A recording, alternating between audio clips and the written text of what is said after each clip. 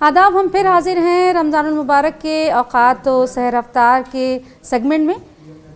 रमज़ानुल मुबारक का 11वां रोज़ा है आज और 11वें रोज़े का औक़ात अफ्तार और 12वें रोज़े की सहरी क्या है आज हम आपको फिर से बता रहे हैं।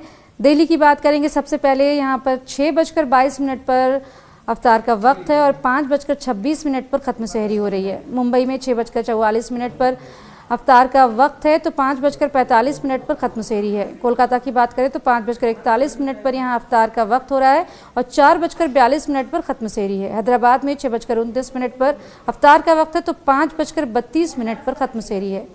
श्रीनगर की बात करें तो 6:30 पर यहाँ आज अफ्तार का वक्त हो रहा है और 5:37 पर ख़त्म सहरी है।